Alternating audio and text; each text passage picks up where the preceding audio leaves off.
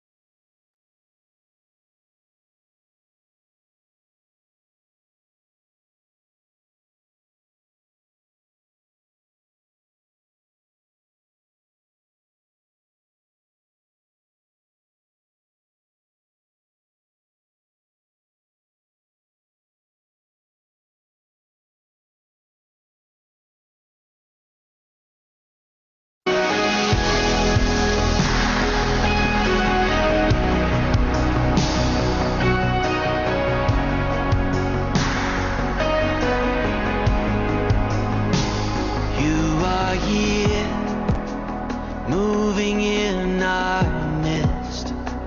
I worship you, I worship you. You are here, working in this place. I worship you, I worship you. You are waymaker, miracle worker, promise keeper, light in the darkness. My God, that is who you are. Waymaker, miracle worker, promise keeper, light in the darkness. My God, that is who you are. You are here, touching every heart. I worship you, I worship you. You are here, you're turning lives around. I worship you, oh I worship you. Waymaker, miracle worker, promise keeper, light in the darkness. My God, that is who you are. Waymaker, miracle worker, promise keeper, light in the darkness. My God, that is who you are. That is who you are. That is who you are. That is who you are. That is who you are. Even when I can see it, you're working. Even when I don't feel it, you're working. You never stop working. You never stop working. Even when I can't see it, you're working. Even when I don't feel it, you're working. You never stop working. You never stop working. Even when I can't see it, you're working. Even when I don't feel it, you're working. You never stop working. You never stop, yeah. Waymaker, miracle worker, promise keeper, light in the darkness. My God, that is who you are. Waymaker, miracle worker, promise keeper, light in the darkness. My God, that is who you are. That is who you are. That is who you are. I know. That is who you are. That is who you are. Yes, it is. Oh, that is who you are.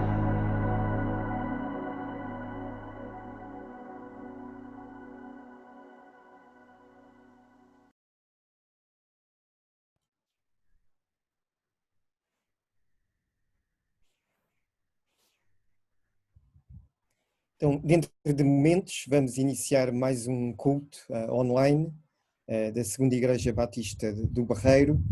Aproveitem estes últimos segundos para partilharem este direto. Podem criar grupos de visualização, coloquem comentários de onde é que nos estão a ver e convidem outros para que possam também ouvir a palavra de Deus.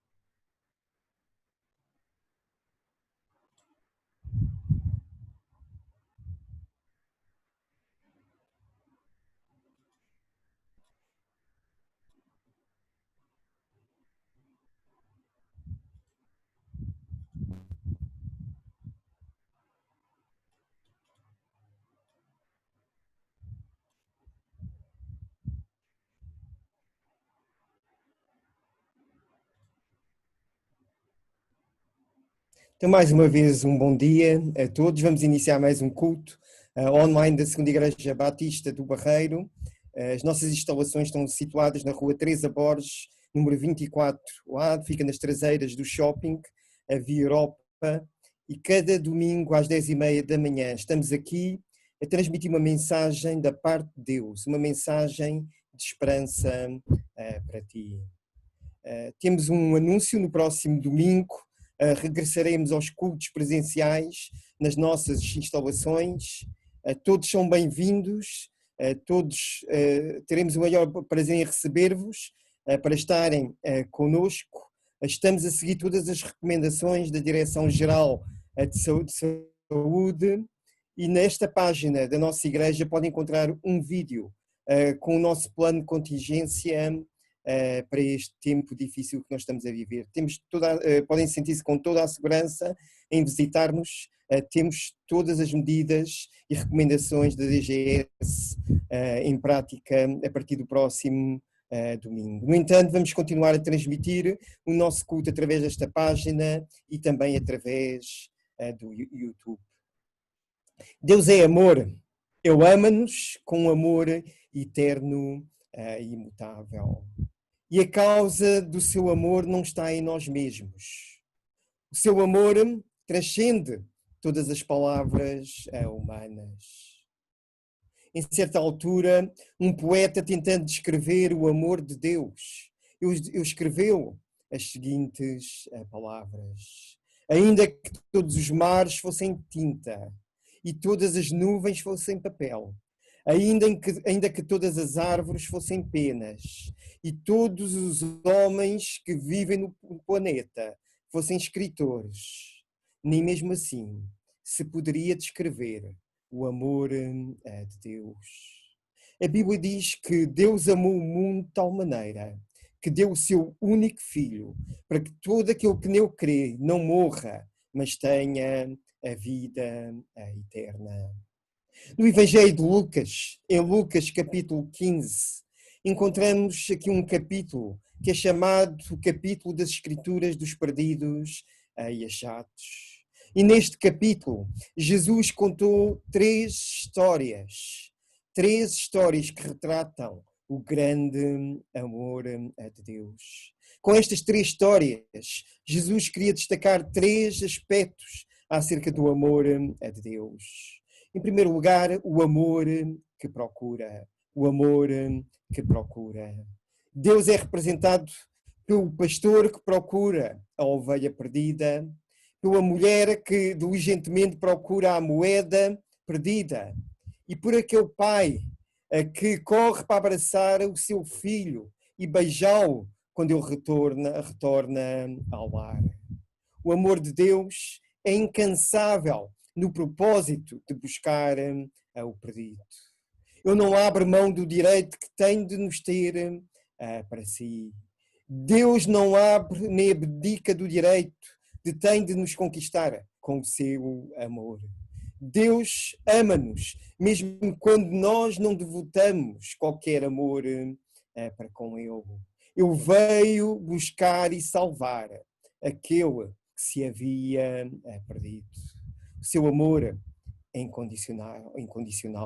O amor que procura. Mas também vemos aqui o amor que perdoa. A parábola do filho pródigo é talvez o clímax das três parábolas. Ela retrata a triste trajetória de um filho que, insatisfeito, saiu da casa do pai e foi para um país distante. Ali dissipou todos os seus bens, vivendo de uma forma dissoluta. Foi atraído pelos encantos do mundo, bebeu todas as taças do prazer, cercado de amigos. Porém, a sua aparente felicidade transformou-se numa amarga solidão. A sua aparente riqueza transformou-se em pobreza. A sua abastança transformou-se em fome. Foi parar ao fundo do poço, ou seja, num chiqueiro de porcos comendo a comida desses animais. Ali estava só, faminto e maltrapilho. Então lembrou-se do seu pai e tomou a decisão de voltar, não mais como filho, mas como um dos empregados de seu pai. Foi até a casa do seu pai e o seu pai, avistando-o ao longe, correu, abraçou-o, beijou-o e mandou colocar nele a melhor roupa, o anel nos seus dedos, as melhores sandálias.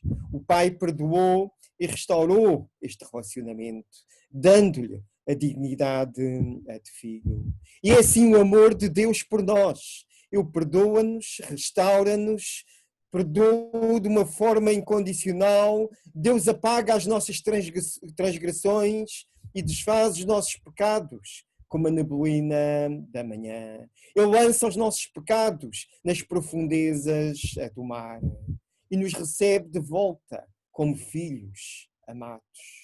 E é também um amor que celebra nas 3 parábolas, nas 3 histórias, da ovelha perdida, da moeda perdida, do filho perdido. Encontramos o mesmo desfecho, a celebração festiva pelo encontro daquele que estava perdido. O pastor chama os seus vizinhos e amigos para festejar com ele. Aquela mulher que procurava aquela moeda perdida, ela chama as suas vizinhas e amigas para celebrar. E o pai manda organizar um banquete, dizendo: comemos e regozijemo-nos, porque este meu filho estava morto e reviveu, estava perdido e foi achado. Em Lucas 15:7, as Escrituras nos dizem que há mais alegria para um pecador que se arrepende do que 99 justos que pensam que não precisam de arrependimento. Versículo 10 diz que há júbilo diante dos anjos dos céus por um pecador que se arrepende. Que grande amor, que imenso amor tem Deus por nós. E vamos louvar este Deus que nos ama esta manhã. E vamos começar por cantar um coro que tem por título Ao Único. Ele é o único digno do nosso louvor.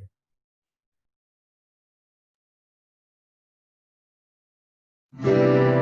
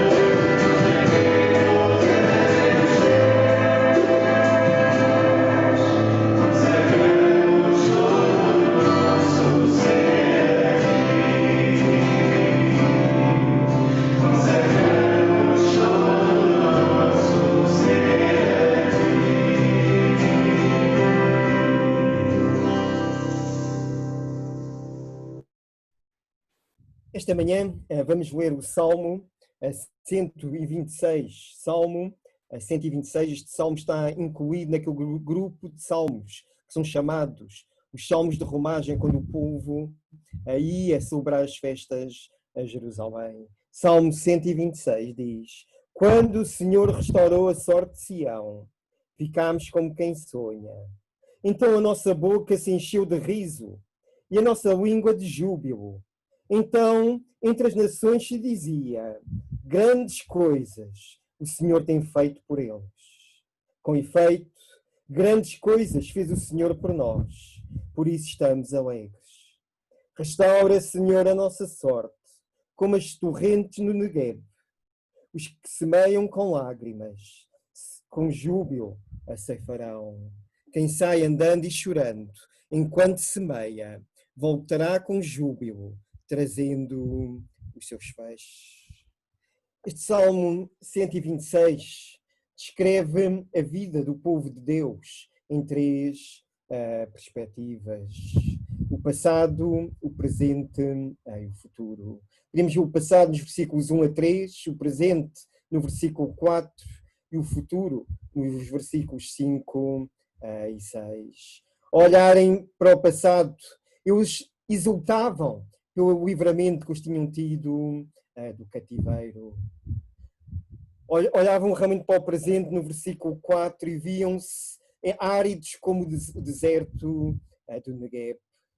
E olharem para o futuro, sentiam-se desafiados a sair e a semear, ainda que tivessem que regar o sol duro com lágrimas, na certeza que eles tinham de voltar, que voltariam trazendo com júbilo os seus feixes. Em primeiro lugar, vemos um passado de glória que não garante um presente glorioso. O povo tinha saído do cativeiro, voltou para a sua terra depois de 70 anos na Babilónia. Deus tinha feito coisas incríveis e eles estavam alegres por isso. As nações à volta de Israel podiam ver isso e viam realmente os grandes feitos de Deus. Mas as vitórias do passado não serviam para viverem vitoriosamente no presente.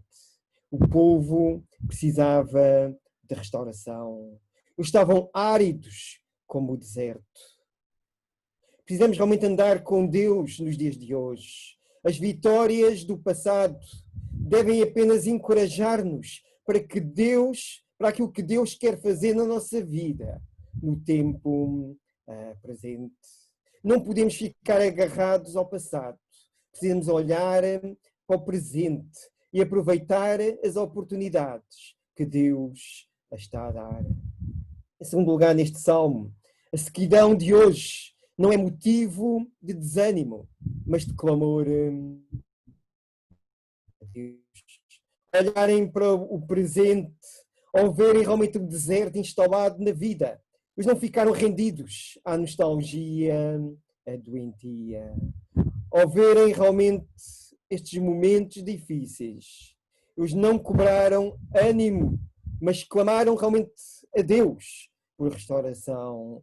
Deus fez coisas grandes por nós no passado e estavam confiantes que esse mesmo Deus faria no presente. Mesmo que o presente pareça sombrio, pareça cinzento, e vivemos dias de trevas, estamos no meio de uma pandemia, e em vez de ficarmos desalentados, desanimados, devemos nos levantar e clamar ao Senhor: restaura a nossa sorte. Em terceiro lugar, a restauração é uma obra soberana de Deus. O salmista clama: restaura, Senhor, a nossa sorte, como as torrentes do Negueb. Nós não conseguimos produzir a nossa própria restauração. O remédio do povo de Deus, a solução para a Igreja de Cristo, é o próprio Senhor. O reavivamento vem de Deus. Só Ele pode restaurar a nossa sorte. Só o Senhor pode levantar um exército poderoso de um vale de ossos secos. Correr atrás de novidades, abraçar doutrinas estranhas às Escrituras, está muito longe de trazer uma revitalização para a igreja. Apenas adoece mais a igreja e debilita o povo de Deus. Deus é a fonte da nossa restauração. Em quarto lugar, a restauração é resultado da oração. O salmista clamava: restaura, Senhor, a nossa sorte. O fervor espiritual de uma igreja vem através do poder da oração. Em vez de lamentar-nos, ficarmos desanimados, devemos dobrar os nossos joelhos em profundo clamor. Restaura, Senhor, a nossa sorte. O reavivamento espiritual vem como resultado da oração. Quando nós nos curvamos diante de Deus em oração, Ele levanta-nos diante do mundo. Quando a igreja ora, o braço de Deus age em seu favor. Em quinto e último lugar, a restauração é um milagre de Deus. Restaura, Senhor, a nossa sorte, como as torrentes do Negueb. O deserto do Negueb é o maior deserto da Judeia. Há ali areias escaldantes, montes e vales totalmente áridos. E naquela sequidão estéril há um fenómeno que acontece poucas vezes durante o ano. De vez em quando, as chuvas do inverno abrem sulcos na areia e as torrentes correm dos montes para os vales, para que tudo possa ser restaurado. O salmista pede a Deus para fazer o mesmo na vida do povo. O deserto pode florescer. Os vales áridos podem se tornar fontes de vida. O povo de Deus pode ser restaurado. Vamos curvar as nossas cabeças e vamos orar. Pai, te agradecemos porque a restauração vem de ti. Há vida e vida eterna em Jesus. Obrigado pelo teu amor revelado na cruz do Calvário por cada um de nós, Pai.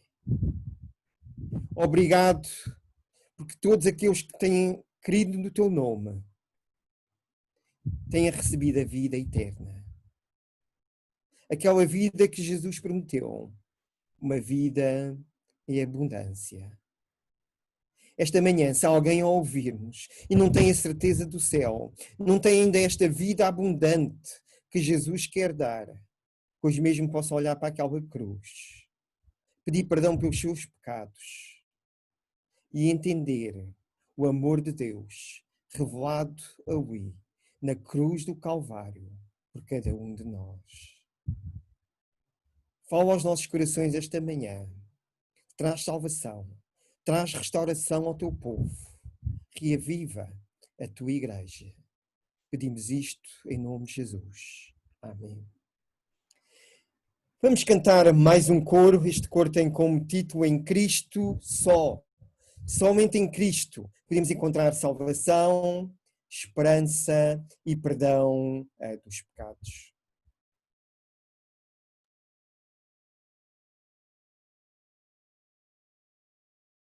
Thank you.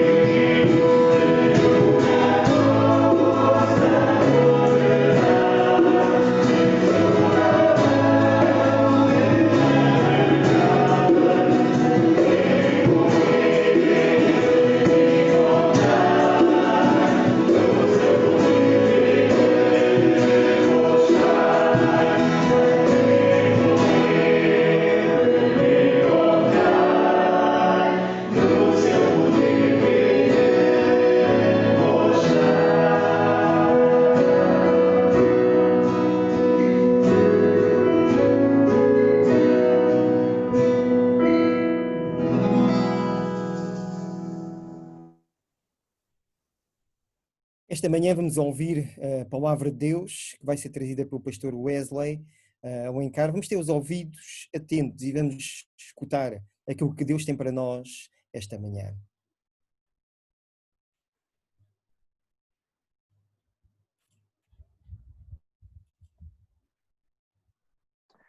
Olá, muito bom dia a todos. Bom dia, pastor Samuel. Bom dia, queridos irmãos aqui da Segunda Igreja Batista do Barreiro. Bom dia também a você que nos acompanha pela página do Facebook ou do YouTube. É um meu prazer estarmos juntos em mais uma manhã de domingo para adorarmos a Deus e também meditarmos na sua palavra. Gostaria de chamar a sua atenção para um tema muito importante da nossa vida, um tema que desde sempre foi relativo àquilo que envolve a nossa existência e que, portanto, precisa ser considerado. Eu gostaria de falar hoje sobre algumas verdades fundamentais à existência humana nessa manhã de domingo. Por que falar a respeito de verdades fundamentais à existência humana? Porque o mundo em que nós vivemos, ele tem sido firmado como um mundo de conceitos relativos, onde não há absolutos, e a tese básica é essa em voga hoje. O conceito de verdade, ou do que é verdadeiro, vem sendo cada vez mais questionado, vem sendo atacado com muita incisão e até forçado a ser mudado. Mas não com base em fatos verídicos, mas com base apenas em uma opinião ou outra, com base apenas numa preferência ou apenas pelo fato de ser contrário àquilo que é, e sempre foi, e assim sempre o será. Talvez trate-se apenas de uma questão puramente ideológica, esse confronto contra a verdade ou que é verdadeiro. E alguém poderia simplesmente perguntar, mas será que existe alguma verdade absoluta? E a resposta é sim, é óbvio que sim. Como é que se prova que existe verdade absoluta? Basta alguém que discorda dessa afirmação negá-la e dizer não, não existe verdade absoluta. Então nós perguntamos, mas o que você está a dizer é absoluto? Bom, a pessoa vai dizer que sim, vai entrar em contradição e fica provado, logicamente, praticamente, que existe sim verdade absoluta. Porém, além de perceber a existência do que é verdadeiro, da verdade, nós também podemos compreender a verdade de 4 maneiras que são inerentes à verdade. Então, a verdade é algo que é abrangente. A verdade diz respeito a toda a existência humana. Ela é todo inclusiva. Ela vale. A verdade, ela é aplicável. Não é apenas uma ideia vaga. Não é apenas um conceito. A verdade, ela é real. E ela pode ser vivida. Ela pode ser experimentada. Mas também, além de ser abrangente, além de ser aplicável, a verdade, ela é coerente. Ela não nega a si mesma. A verdade não entra em contradição do início ao fim. Ela é coerente. E, por fim, a verdade também ela é consistente. A verdade diz respeito à sua integridade, à sua inteireza, à sua plenitude de essência, porque a verdade ela não muda. Então, além de pensar nesse aspecto, digamos assim, linguístico ou filosófico do que é a verdade ou verdadeiro, quando nós consideramos, só por exemplo, o texto do Novo Testamento, olhando para as Escrituras Sagradas, em seus 27 livros, que contém 260 capítulos, quando fazemos uma pesquisa sobre o uso ou as ocorrências do termo verdade e também palavras relacionadas à verdade, nós encontramos 218 ocorrências do uso da palavra verdade, em 260 capítulos. Isso faz desse tema algo extremamente relevante que Deus está a nos comunicar sobre a verdade, o que é verdadeiro.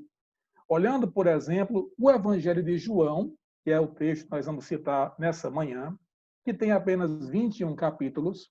A palavra grega traduzida como verdade, juntamente com outros termos a ela relacionados, nos dão 49 ocorrências em 21 capítulos.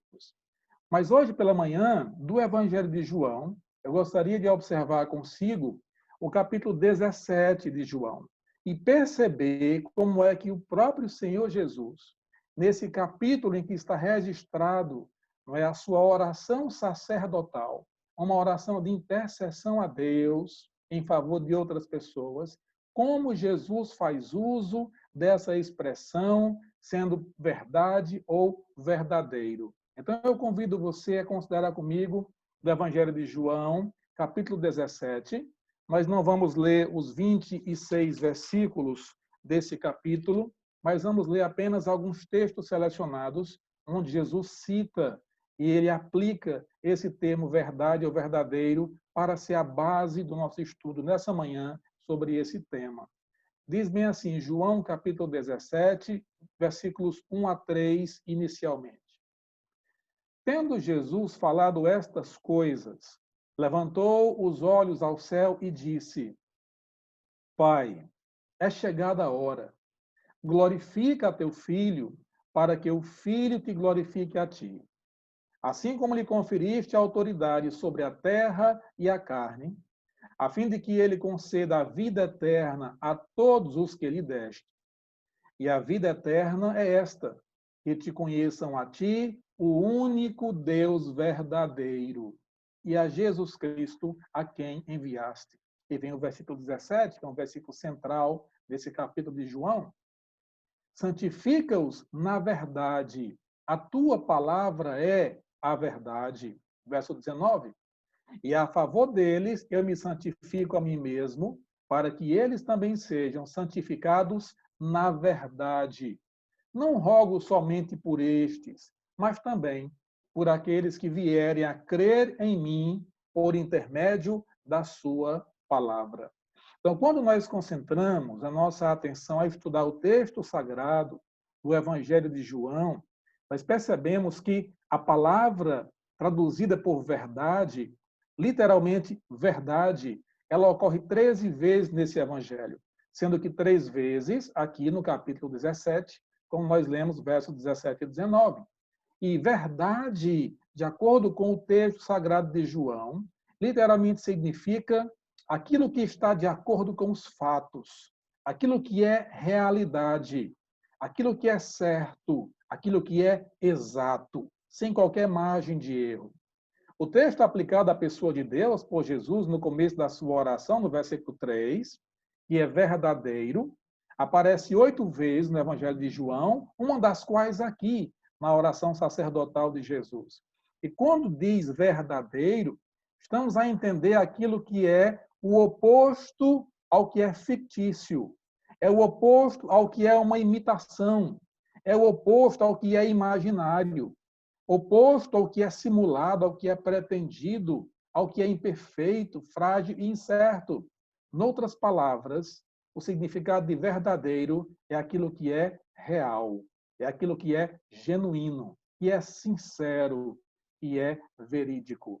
E esse termo, Jesus Cristo, Deus Filho, aplica a Deus Pai, mencionando que ele é o Deus verdadeiro, o Deus real, ele é o Deus genuíno, o único Deus verdadeiro. Portanto, aquilo que é verdadeiro, o que expressa a verdade, é o que acontece, ou o relato fidedigno daquilo que já aconteceu. Ou simplesmente é como as coisas são e continuarão a ser.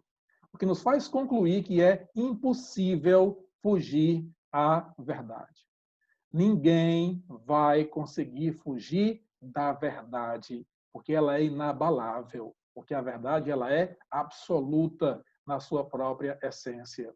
Então é verdadeiro o ditado que se diz, olha, atenção, porque a verdade sempre aparece.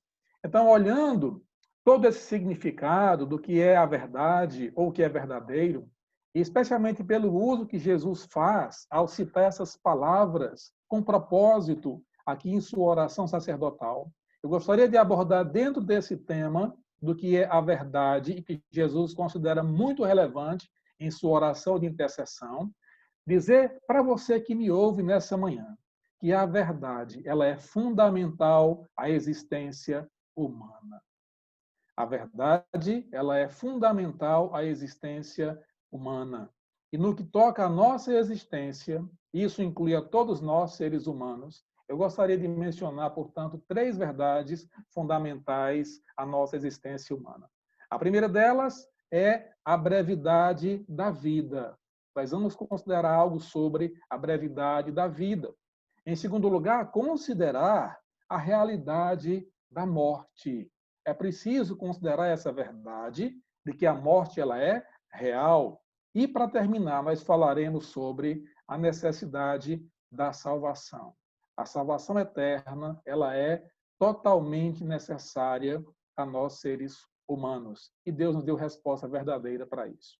Então, primeira verdade fundamental, a nossa existência, eu gostaria de mencionar essa manhã. Primeiro, a brevidade da vida. Considere comigo o fato verdadeiro de que a vida humana é frágil.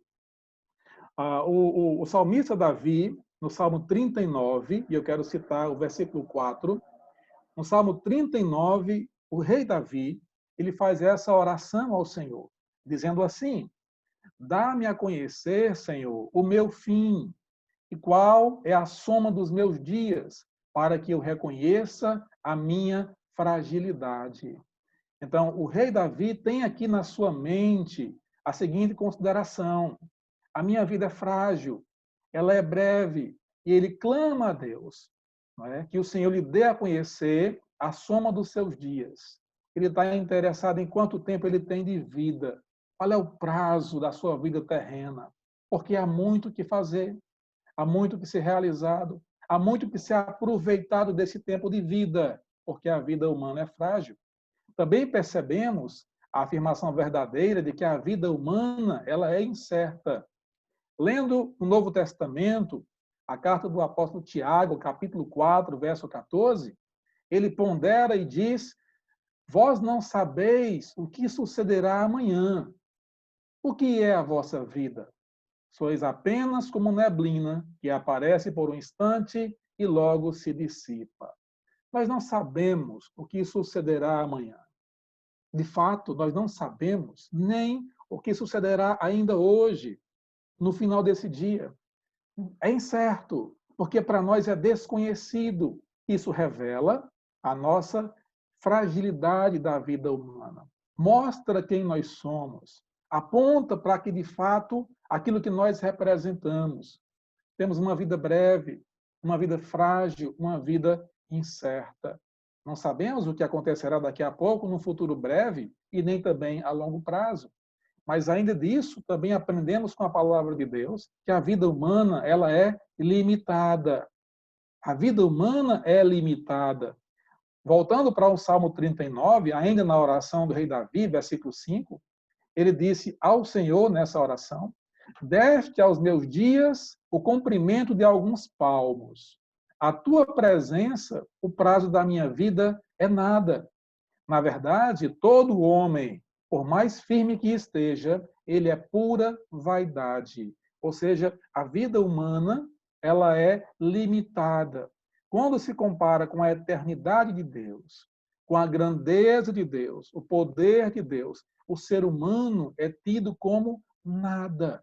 Se Deus é o padrão, e nós podemos contemplar na sua grandeza, na sua majestade, em todo o seu esplendor, nós reconhecemos quão pequeninos nós somos e, portanto, quão dependentes dele nós deveríamos ser. Por quê? Porque a nossa vida é breve, a nossa vida é frágil, a nossa vida é incerta, a nossa vida ela é limitada.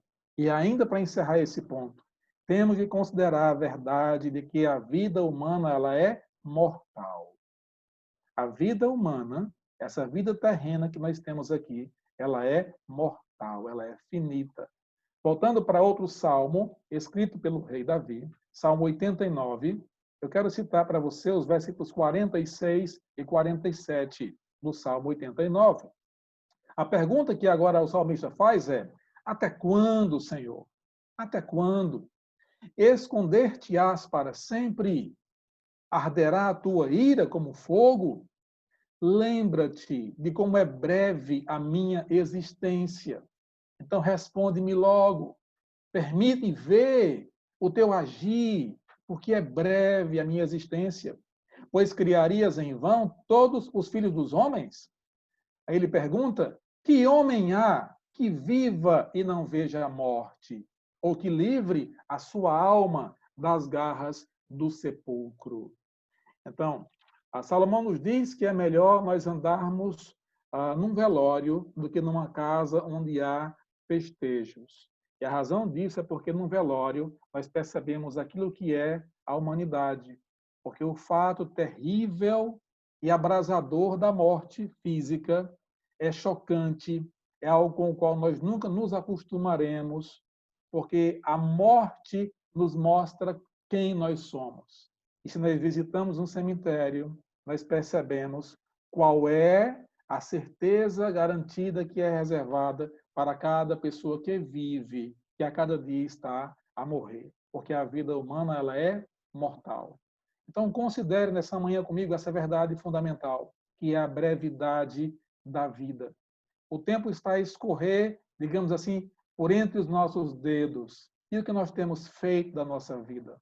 Quais têm sido nossas escolhas? Como é que nós temos agido? Como têm sido nossos relacionamentos pessoais, familiares? Como tem sido a nossa vida pessoal com Deus? Isso é relevante? Sim, é muito relevante. Por quê? Por conta da brevidade da vida. Mas ainda há outra verdade fundamental que nós precisamos de considerar, que é o fato ou a realidade da morte. É um assunto sempre desagradável, não é algo que nós devemos mencionar com um sorriso nos lábios, mas é algo que deve nos fazer ter contrição, reflexão, para ponderar sobre esse fato, talvez inevitável, que é, por exemplo, a realidade da morte.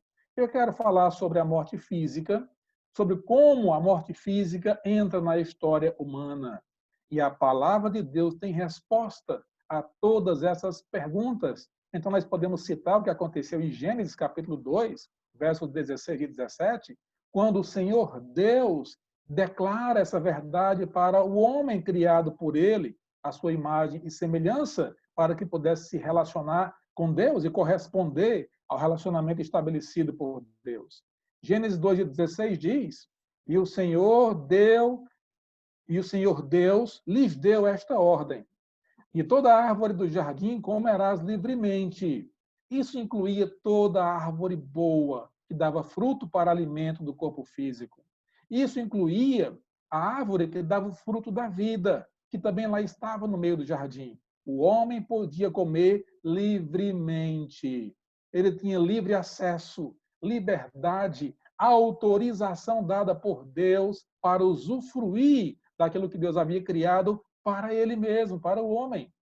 Mas Deus faz uma grande ressalva.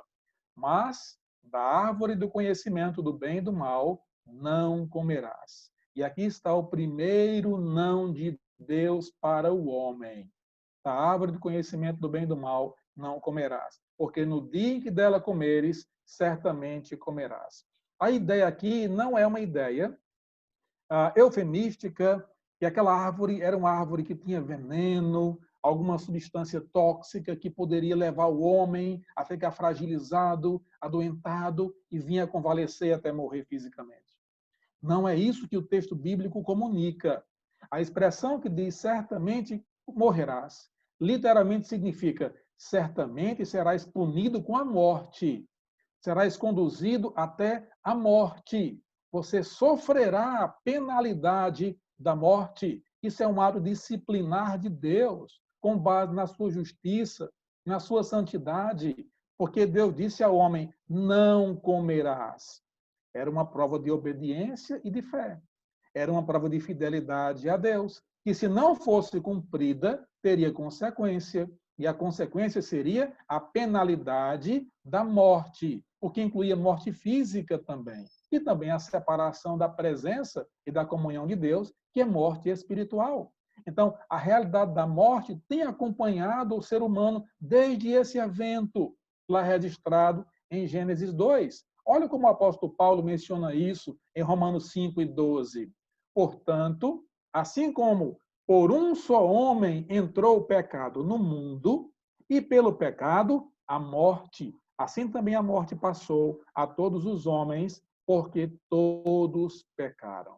Então, o homem pecador, descendente de Adão, como é o meu caso, como é o seu caso, por natureza, nós somos pecadores. Por que razão? Porque a semente de Adão ela foi avariada, ela foi maculada, ela foi danificada terrivelmente por conta do pecado e que trazia a consequência da penalidade da morte. A morte entrou na história humana. Mas, como eu já disse, a realidade da morte não tem apenas um aspecto físico, mas também tem um aspecto espiritual. E aqui também Paulo menciona em Romanos capítulo 6 e versículo 23, ele diz, porque o salário do pecado é a morte, a recompensa do pecado é a morte. E o contexto nos mostra que a morte aqui é morte espiritual, porque diz, mas o dom gratuito de Deus é a vida eterna em Cristo Jesus, nosso Senhor. Então, nesse contraste, nessa comparação direta entre vida eterna em Cristo, o oposto disso é morte eterna sem Cristo, que é consequência do pecado. Então, o homem natural, ao ser concebido, ao ser gerado, e lhe ser dado à luz, quando ele vem à existência e passa a viver, ele já nasce pecador, condenado à morte física, consequência da penalidade do pecado de Adão, que lhe foi transmitido por herança, e também já nasce morto espiritualmente, incapaz de se relacionar com Deus. Por quê? Porque é preciso que ele tenha esse relacionamento restaurado. E ele sozinho, de maneira natural, é incapaz de fazer isso. A realidade da morte está aí. A morte física tem nos abatido muito diariamente. Por conta, infelizmente, desse estado de pandemia, ou de outras enfermidades, ou de acidentes, ou outras causas, a morte física tem nos aterrorizado, tem nos tirado a paz, afetado o nosso coração, tirado pessoas do nosso convívio, da nossa família, e até mesmo, quem sabe ainda hoje, um de nós pode ser atacado pela morte física. A morte espiritual se abate sobre todos, pelo fato do homem ser pecador e, sem Jesus, ter morte espiritual.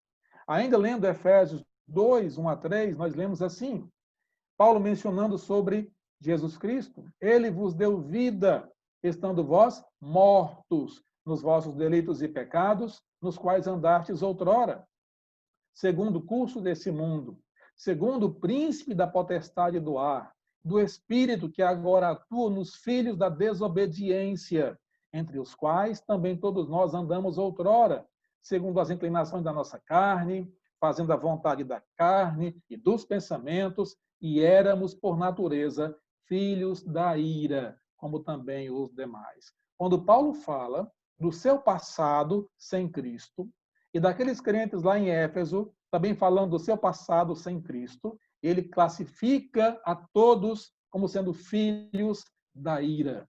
Isso implica inimizade com Deus, distanciamento de Deus, separação espiritual, que é muito mais terrível do que um distanciamento social apenas. Ou seja, é não ter contato nem comunhão com Deus por conta da ira de Deus, ainda que paira sobre aquele que não crê nele através do Senhor Jesus. Então, ele dá vida por conta do estado de morte espiritual. Por outro lado, além de falar da realidade da morte física e da morte espiritual, há ainda o que a Bíblia chama de segunda morte ou morte eterna. Porque alguém que já é vivo pode vir a experimentar a morte física. Se durante seu tempo de vida, daquela vida breve, não creu em Jesus Cristo, não restabeleceu seu relacionamento com Deus e morreu em seus pecados, essa pessoa vai para o inferno. E lá ficará até o dia em que o próprio inferno será lançado num lugar chamado lago que arde enxofre, e é a segunda morte. Olha o que diz Apocalipse 20, dos versículos 15 em diante. Escreveu assim o apóstolo João: vi um grande trono branco, e aquele que nele se assenta, falando de Deus, de cuja presença fugiram a terra e o céu, e não se achou lugar para eles. Vi também os mortos, os grandes e os pequenos, postos em pé diante do trono. Porque um dia, todos que morreram sem Jesus estarão diante de Deus nesse grande trono branco. Então se abriram os livros, ainda outro livro, o livro da vida foi aberto, e os mortos foram julgados segundo as suas obras, conforme o que se achava escrito nos livros. Deu o mar os mortos que nele estavam. A morte e o além entregaram os mortos que neles havia, e foram julgados. Foram julgados, um por um, segundo as suas obras.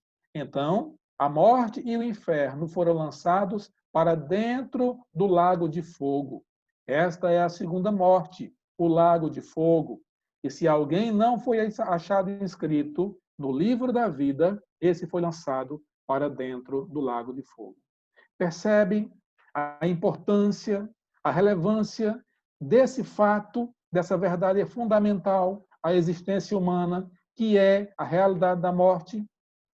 O que hoje nos afeta e pode afetar tranquilamente a realidade da morte física, se isso me abate e nesse meu tempo da minha vida breve, eu não tive um compromisso com Jesus Cristo, eu não me arrependi de meus pecados, eu não pedi perdão desses pecados, eu não criei em Jesus por aquilo que a sua palavra me comunica, eu morrerei na morte física.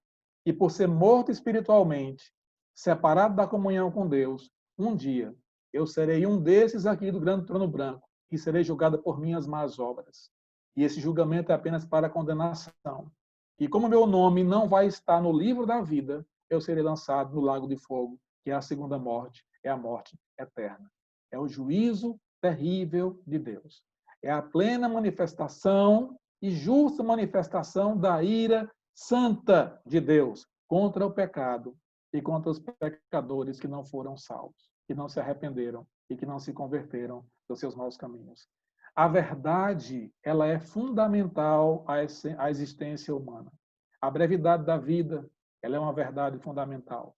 A realidade da morte, ela também é uma verdade fundamental. Mas graças a Deus, que por sua palavra, ele nos mostra a verdade que é a necessidade de salvação, e ele providenciou para nós outros. Falando a respeito dessa verdade fundamental, da necessidade de salvação, nós aprendemos na palavra de Deus que essa necessidade é uma necessidade de todos, independente de classe social, independente de idade, independentemente de cultura, é uma necessidade de todos. Em Romanos 3:12, nós lemos Paulo citando o Salmo 14, também o Salmo 53, quando diz: todos se extraviaram, todos se perderam. A uma se fizeram inúteis, incapazes. Não há quem faça o bem, não há um sequer. Não é possível ao homem natural agradar a Deus com base em sua própria pessoa, porque não há um justo sequer. Lendo Eclesiastes 7:20, a Bíblia nos comunica que não há homem justo sobre a terra que faça o bem e não peque.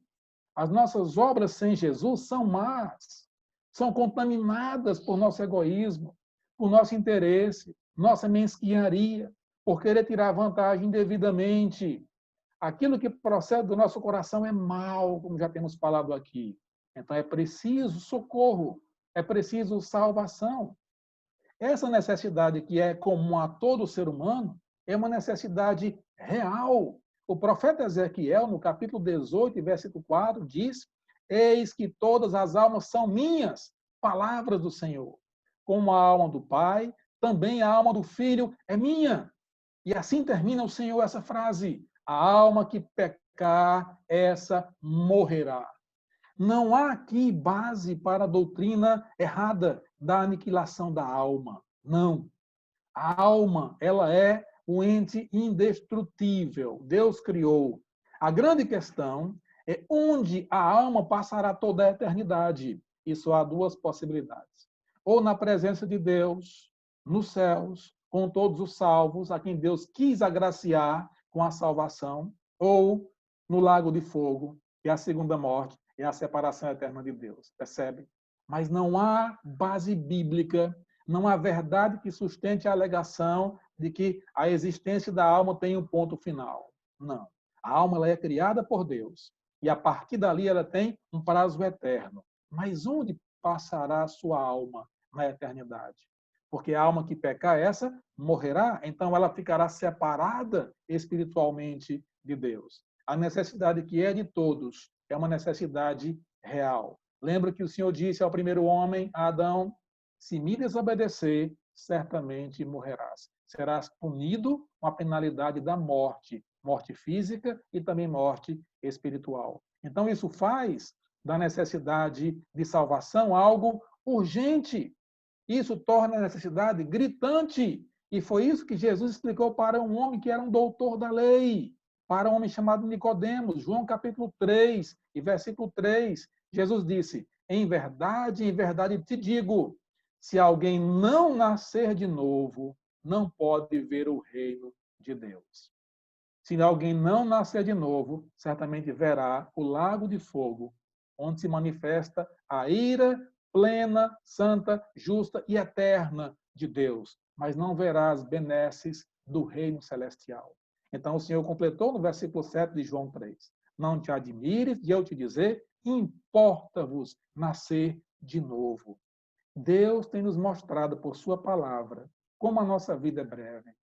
Deus tem nos mostrado por sua palavra como a realidade da morte está aí, a bater a nossa porta. Mas também Deus tem mostrado em sua palavra como nós temos a necessidade urgente, gritante, última de salvação.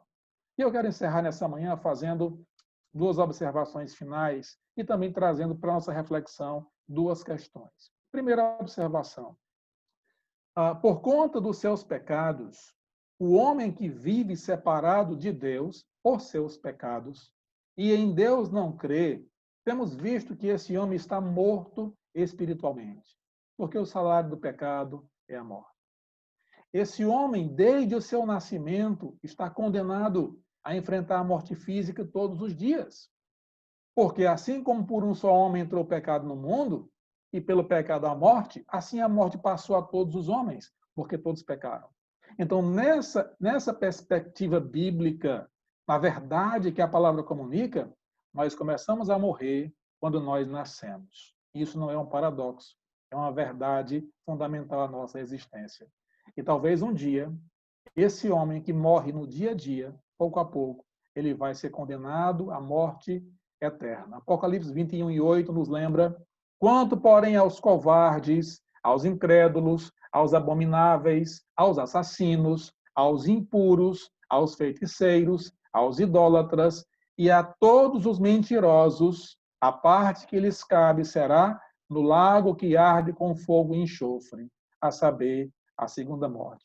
E eu posso afirmar com toda segurança e verdade, entre eu que estou aqui a falar e você que está a me ouvir, e entre nós, ou um dia nós já fomos alguém que tínhamos essa certeza da morte eterna, ou hoje ainda temos. O que é que mudou em nossa vida? Mudou o fato de que, por conta do sacrifício de Jesus, o homem que se arrepende de seus pecados e que nele crê em Jesus, ele terá vida espiritual abundante e ele poderá finalmente se relacionar com Deus. Jesus disse em João 10:10, o ladrão vem somente para roubar, matar e destruir, mas eu vim para que vocês tenham vida, e vida abundante. O homem que se arrepende de seus pecados e crê em Jesus será salvo do poder da morte física. Então o apóstolo Paulo ironiza em 1 Coríntios 15:54, e quando este corpo corruptível se revestir de incorruptibilidade, o que é mortal se revestir de imortalidade, então se cumprirá a palavra que está escrita: tragada foi a morte pela vitória.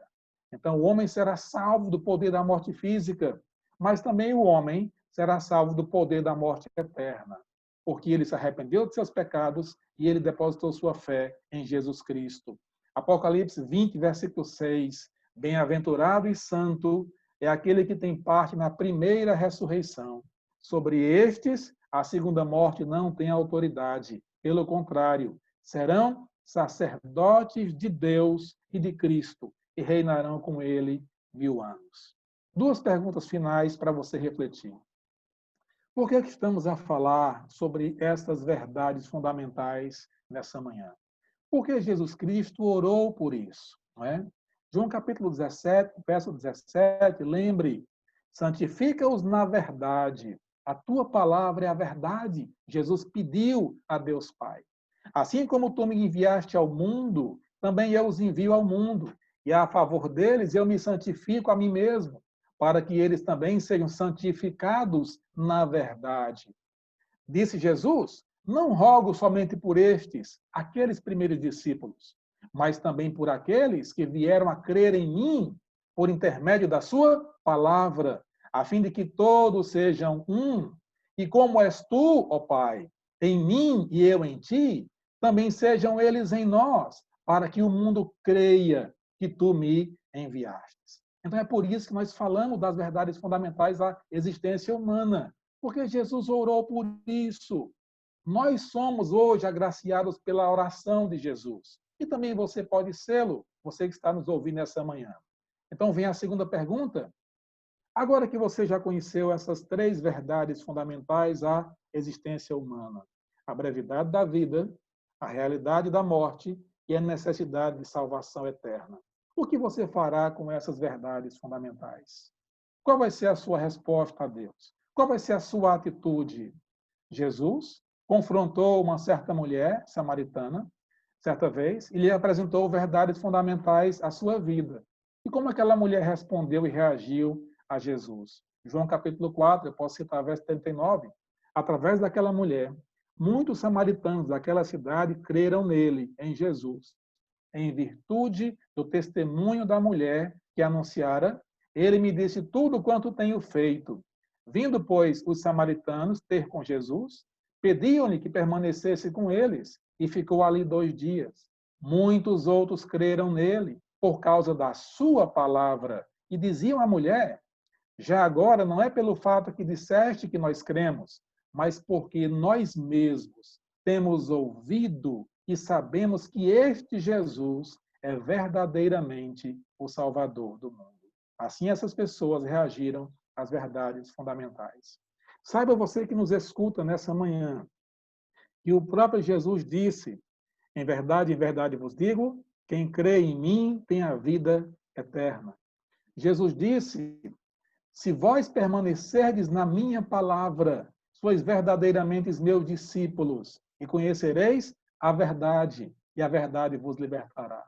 O próprio Jesus disse, eu sou o caminho, e a verdade, e a vida, e ninguém vem ao Pai senão por mim.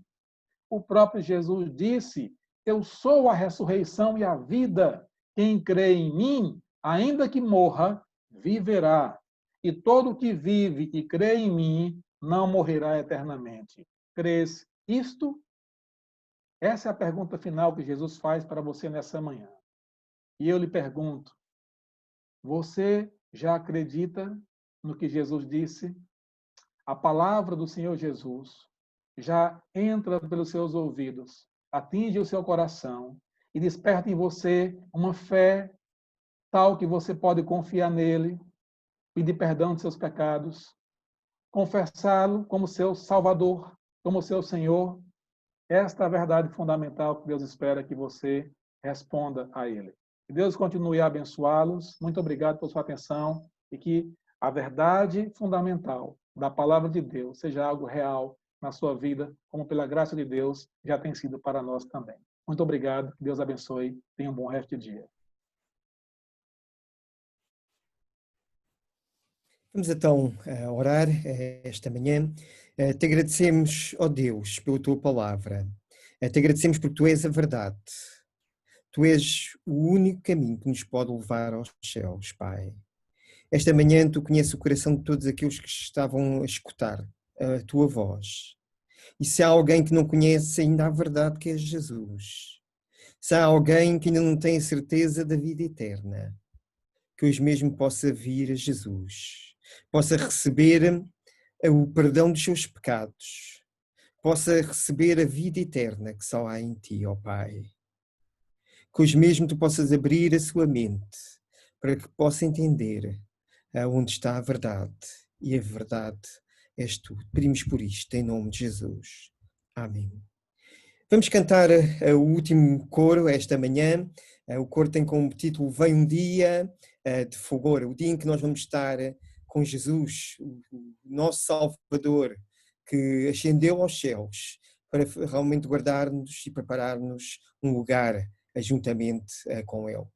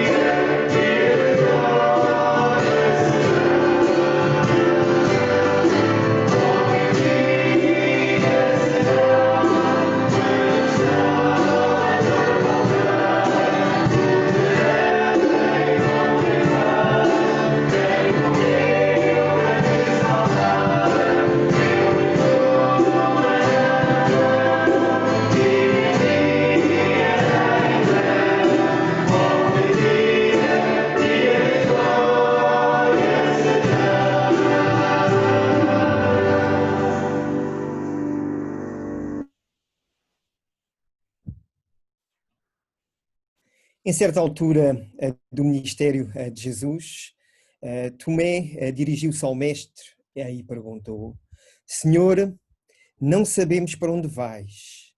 Como saber o caminho? Então Jesus respondeu lá em João 14,6: Eu sou o caminho, a verdade e a vida. Ninguém vem ao Pai senão por mim. Jesus é o caminho para Deus. Jesus não é um entre muitos caminhos. Jesus é o único caminho. Não existem atalhos para Deus. Não existem outras rotas que podem conduzir o homem até ao céu. A expressão popular que proclama que toda a religião é boa e todos os caminhos levam a Deus, podem levar o homem até Deus, é uma autêntica mentira.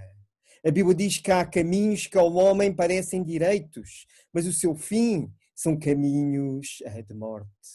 Jesus é o único caminho que leva o homem a Deus. Jesus é a única porta do céu. Jesus é o único mediador entre Deus e os homens. Nenhum outro nome há dado para o qual os homens podem ser salvos. Mas Jesus também é a verdade que ilumina a mente. Ele não apenas viveu a verdade, ele não apenas pregou a verdade, Jesus é a verdade. Ele é a própria essência da verdade. A verdade não é relativa, como muitos apregoam nos dias de hoje. A verdade é absoluta e objetiva. A verdade é Jesus. Ele não é uma entre muitas verdades. Jesus é a única verdade. A única verdade que pode encher a nossa mente de luz e aquecer o nosso coração de sólida segurança. Mas eu acrescento que também é a vida. O pecado separou o homem de Deus e matou-o espiritualmente. O homem sem Deus está morto nos seus pecados. O homem sem Deus não tem apetite pelas coisas espirituais. Ele está cego em relação às coisas de Deus. O seu coração está endurecido e rebelde para com Deus. Mas Jesus pode dar vida. Ele é a vida. Nenhuma religião pode tirar o homem da sepultura espiritual. Somente Jesus tem a vida. Somente Jesus pode conceder vida e vida eterna. O homem busca razões para viver em muitas coisas neste mundo, mas essas fontes só trazem insatisfação. Jesus oferece vida e vida eterna, vida em abundância a todos aqueles que creem nele. Obrigado por ter estado connosco esta manhã. Qualquer questão que possa ter, pode-me fazer por mensagem interna nesta página. Eu terei todo o gosto em responder. Como foi dito no início do culto, na próxima semana iniciamos os cultos presenciais nas nossas instalações. Há um plano de contingência que vamos observar seguindo todas as recomendações da Direção-Geral de Saúde. É muito bem-vindo ao nosso meio. Mas continuaremos a transmitir os nossos cultos online através da nossa página, do Facebook e do YouTube. Assim, todos os domingos, às 10h30 da manhã, estaremos aqui a transmitir uma esperança, uma mensagem de esperança vinda de Deus até ti. Esperamos por si e convido outros a estarem conosco para que possam ouvir a voz de Deus. Que Deus realmente o possa guardar e possa abençoar durante esta semana.